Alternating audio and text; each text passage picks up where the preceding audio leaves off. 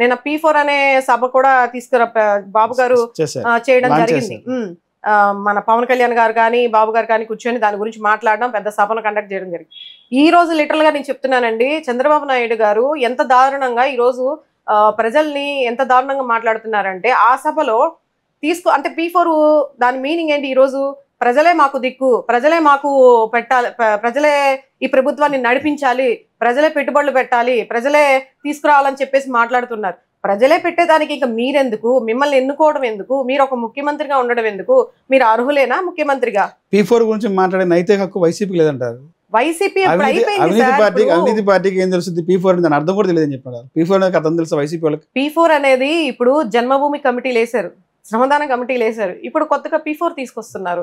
ఇదేంటంటే వాళ్ళు ఏదన్నా చేయాల్సి వస్తే డైవర్షన్ చేసుకోవడానికో, లేదంటే కమిటీలు వాళ్ళు పంచుకొని దాన్ని ఏమంటారు సిండికేట్ గా ఏర్పడి ఇలాంటివన్నీ కూడా ప్రజలకి లబ్ధి చేకూరేవి కాదు. మరి నిన్న సభలో చాలా మంది మహిళలు సభ మధ్యలోనే వెళ్ళిపోయారు. వెళ్ళిపోయిన దానికి కూడా చంద్రబాబు నాయుడు గారు ఏం మాట్లాడారు?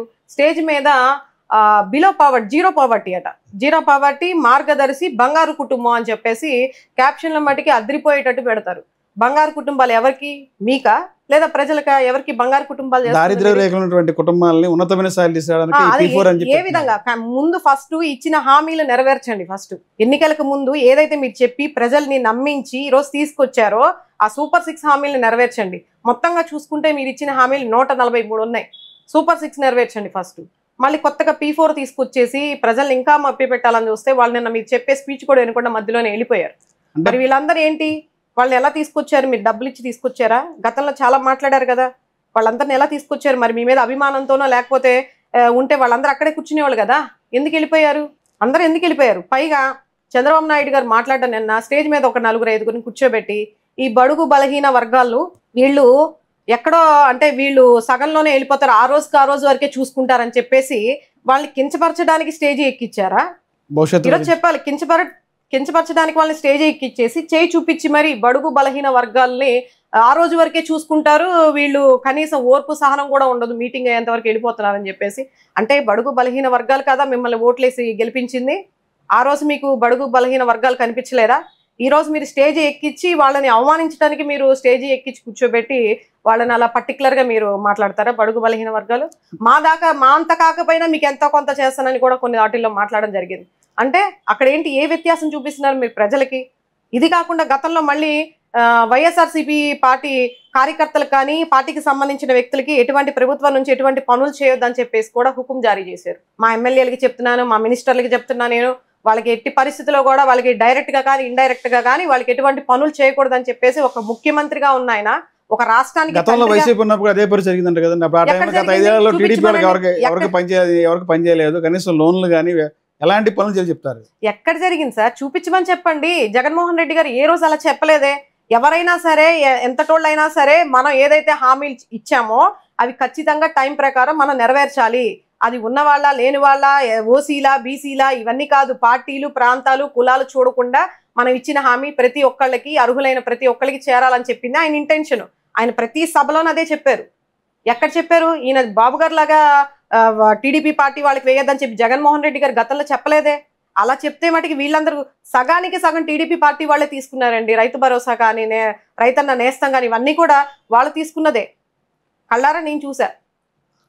ఎమ్మెల్యేలుగా ఉన్నవాళ్ళు ఎకరాలు రైతులుగా ఉన్నటువంటి వాళ్ళకి రైతన్న నేస్తం అనేది కూడా తీసుకోవడం జరిగింది. గత 5 ఏళ్లలో ఏ శాఖ చూసినా అంత అవినీతి కంపు కొడుతుంది, అంత దోపిడీ చేశారని చెప్తారు. మీరేమో అంతా అందరికి పంచిపెట్టారు, ఉన్న వాళ్ళకు టీడీపీలకు ఇచ్చిన మీరు చెప్తారు.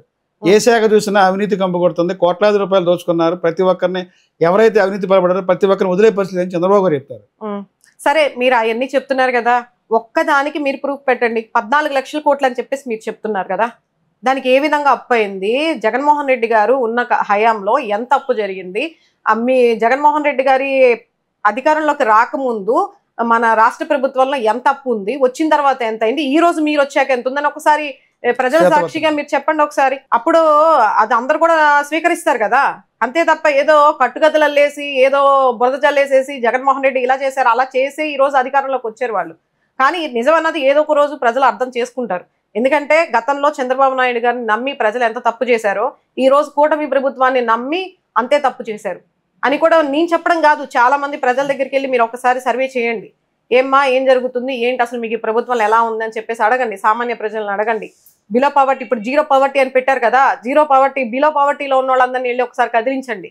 జగన్మోహన్ రెడ్డి గారు ఉన్నప్పుడు ఎలా ఉంది, మా కుటుంబ పరిస్థితులు ఎలాగున్నాయి, వ్యాపారాలు ఎలాగున్నాయి, ఇప్పుడు ఎలా ఉంటున్నాయి అని చెప్పేసి ఒకసారి మీరు ఎంక్వైరీ చేయండి. గత 5 సంవత్సరాల్లో ఏ టీవీ చూసినా, ఎక్కడ చూసినా, అసెంబ్లీలు చూసినా అంతా బూతులు మంతులు, బూతులు మాట్లాడేవాళ్ళు. ఈ రోజున బూతులు వినే పరిస్థితి లేదు.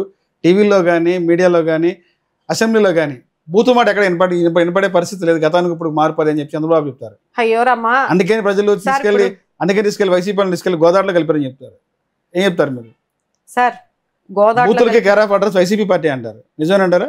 బూతులకి ఇప్పుడు వీళ్ళు మాట్లాడలేదండి టీడీపీలో. నేను ఇందాక కూడా చెప్పా మీకు, ముఖ్యమంత్రి స్థానంలో ఉన్నటువంటి జగన్మోహన్ రెడ్డి గారిని కూడా సాక్షాత్ ఆయన్ని వదలకుండా ఆయన అధికారంలో ఉన్నప్పుడు ఆయన్నే రకరకాలుగా మాట్లాడిన వాళ్ళు. అయ్యన్న పాత్రుడు గారు ఒకసారి వీడియో వినండి, ఎంత ఒరే జగన్మోహన్ రెడ్డి అని చెప్పేసి ఎంత దారుణంగా మాట్లాడుతున్నాడంటే, సైకో జగన్మోహన్ రెడ్డి పబ్జీలో ఆడుతున్నాడు అది ఇది అని. అసలు ఒక ముఖ్యమంత్రి ఈరోజు మాట్లాడడానికి ఒక కార్యకర్త ఈరోజు చంద్రబాబు నాయుడు గారిని అలా మాట్లాడితే వీళ్ళు ఊరుకుంటున్నారా?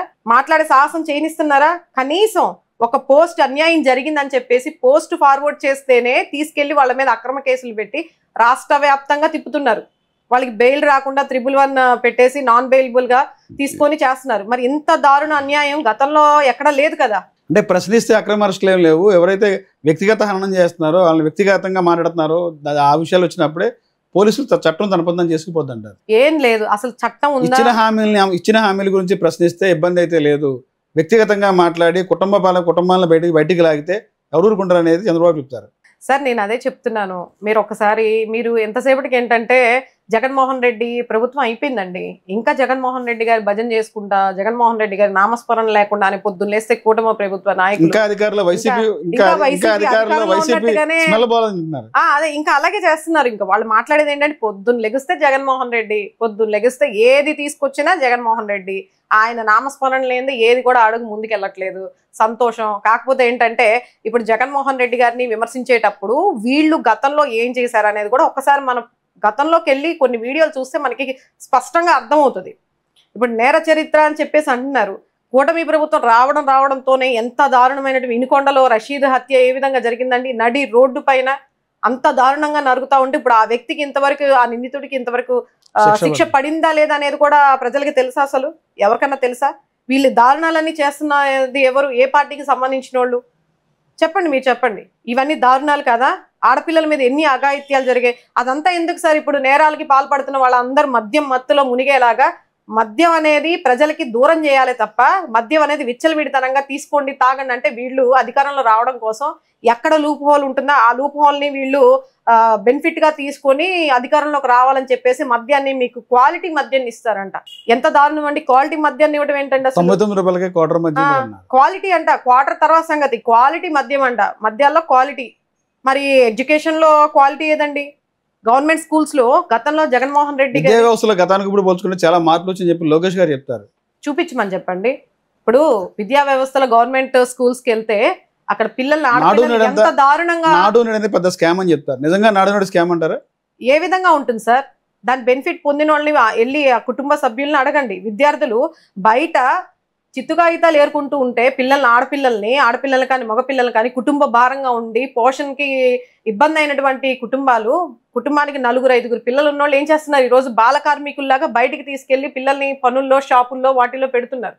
అటువంటి పిల్లలందరికీ కూడా విద్యను అందించాలి, క్వాలిటీ విద్యను అందించాలండో. మళ్ళీ క్వాలిటీ లిక్కర్ కాదు. మధ్యాంధ్రప్రదేశ్ లాగా మన కూటమి ప్రభుత్వం వాళ్ళు ఏదైతే ప్రజలకి కావాలో, వాళ్ళు ఏదైతే ఆశపడుతున్నారో ఓట్ బ్యాంకింగ్ కావాలని చెప్పి అలాంటి హామీలు ఇచ్చారేమో, కానీ జగన్మోహన్ రెడ్డి గారు అలా చూసుకోవాలా. అంటే గత 5 ఏళ్ళు చూసుకుంటే విద్యా వ్యవస్థ చాలా మార్పులు తీసుకొచ్చి చెప్పి మీ వైసీపీ పార్టీ చెప్తాను. కానీ ఇదే విషయం మీద స్పందించినటువంటి నారా లోకేష్ గారు గత 5 సంవత్సరాల్లో 15 లక్షల మంది పిల్లలు డ్రాప్ అవుట్స్ అయ్యారు. దానికి బాధ్యత జగన్మోహన్ చెప్పి అదే నిన్న అసెంబ్లీలో చెప్పినట్టు ఉంటుంది. మేము ఉద్యోగాలు చాలా మందికి ఇచ్చేసామని అసెంబ్లీలో చెప్పినట్టుండి మళ్ళీ దాన్ని ప్రశ్నించేసరికి, సరైన ఎవిడెన్స్ ప్రశ్నించేసరికి మేము ఇవ్వబోతున్నాం అని చెప్పారు. చూసారా? ఈ మాటలన్నీ కూడా ఇలాగే ఉంటాయి. గత ప్రభుత్వంలో విద్య పరంగా ఎంతమంది పిల్లలు లబ్ధి పొందారో ఒకసారి వెళ్ళి దానికి సంబంధించినటువంటి వాళ్ళ కుటుంబ సభ్యుల్ని అడగండి. ఆడపిల్లలకి కానీ ఇప్పుడు ఈ రోజు ఉన్నటువంటి పరిస్థితి, ఆడపిల్లలు ప్రభుత్వ స్కూల్కి వెళ్ళాలన్నా చాలా దారుణమైన పరిస్థితి. చిన్న చిన్న పిల్లల్ని తీసుకెళ్లి బాత్రూంలో నీళ్లు పెట్టడానికి, అంత క్లీనింగ్ చేయడానికి, చపాతీలు చేయడానికి ఇలాంటి వాటికి ఉపయోగిస్తున్నారు. సరిగ్గా స్కూల్స్ కూడా వెళ్ళట్ల, వాళ్ళు సరైన ఆహారం కూడా ఇవ్వట్ల, మధ్యాహ్న భోజన పథకం కూడా తీస్తారు.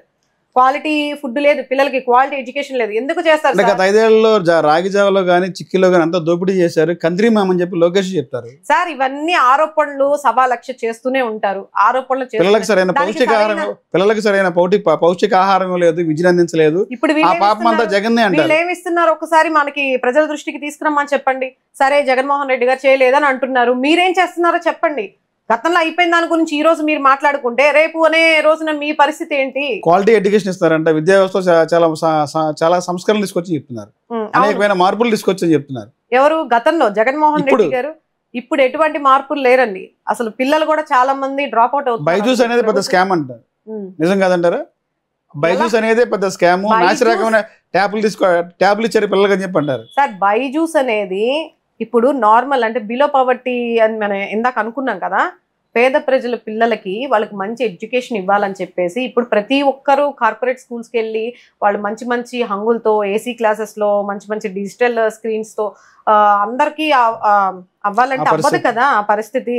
కాబట్టి జగన్మోహన్ రెడ్డి పేద ప్రజల పిల్లలకి ఖచ్చితంగా మంచి విద్యను అందించాలి, వాళ్ళకి అన్ని ఫెసిలిటీస్ని కల్పించాలి, పేరెంట్స్కి భారం లేకుండా అమ్మఒడి అనే పథకం ద్వారా మనం కల్పించాలి. అదేవిధంగా క్లాస్లో ఉన్నటువంటి వసతులన్నీ కల్పించి వాళ్ళు మంచి విద్యని తీసుకునేలాగా, ప్లస్ వాళ్ళు ఇంగ్లీష్ మీడియం కూడా తీసుకొచ్చారు. సిబిఎస్ఈ సిలబస్ కానీ, ఐబీ సిలబస్ కానీ ఐక్యరాజ్య సమితిలో కూడా తీసుకెళ్లి మాట్లాడారు కదండి.